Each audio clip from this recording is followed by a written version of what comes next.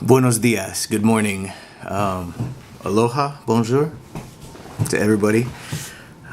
Today's July 20th, 2016, and I'll be reading the devotional from Jesus Calling by Sarah Young. Awesome stuff, right?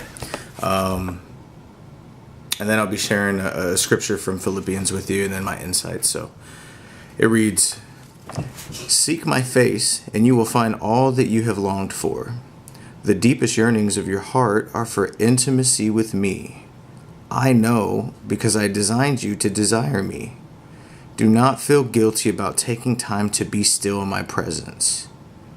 You are simply responding to the tugs of divinity within you. I made you in my image, and I hid heaven in your heart. Your yearning for me is a form of homesickness, longing for your true home in heaven. Do not be afraid to be different from other people. The path I have called you to travel is exquisitely right for you.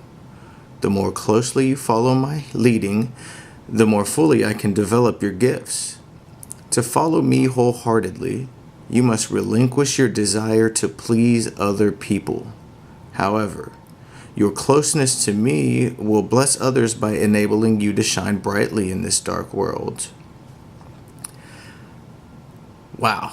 So that touched me today in a way that's awesome. I was praying to be a beacon for me and my family to do what is right and to glorify God so that we could shine in this dark world. So the scripture that I'm reading today is from the book of Philippians, which is an awesome book because Paul wrote it while he was in prison. And it's just full of great advice, especially from somebody who's incarcerated. I keep that in mind because it's one thing to just read the story, but it's another thing to say, this is where you were when you wrote this. And where he was in a place where most people would be, mad at the Lord. Like, oh my gosh, why am I locked up? Why am I shackled to this wall? Instead, he was thankful and he continued to give wise counsel. So in Philippians chapter 2, verse 15, it reads, no, I'm going to start in 14. It says, "Do all things without murmuring and disputings, that ye may be blameless and harmless, the sons of God, without rebuke, in the presence of a crooked and perverse nation, among whom ye shine as lights in this world." That gave me chills. So thinking about the state of where the world is today,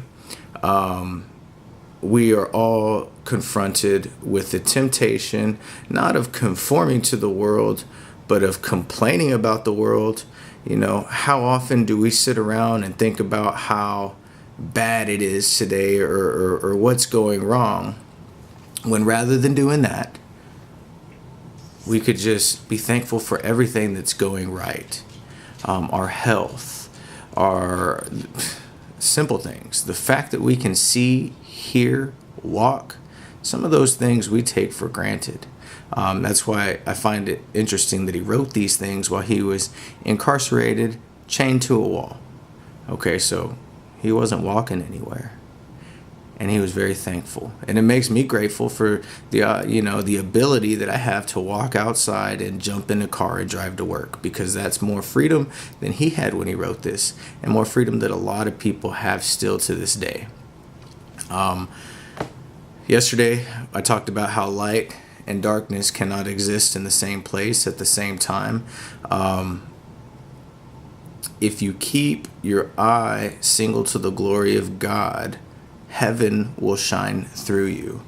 And you're never fully going to, or you're never going to be fully aware of how many people actually see the light that shines within you.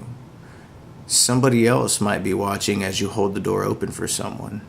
Somebody else might be watching as you high-five someone to spread joy. Somebody else might be watching, as you're polite or as you're kind to a person who's rude, or to a stranger who is offensive.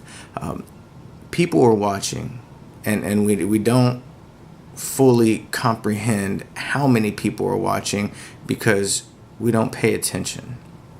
As you go throughout this day, I am going to challenge you to be still, because God is with you.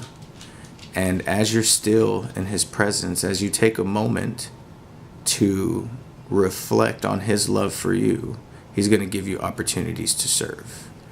Have a wonderful day.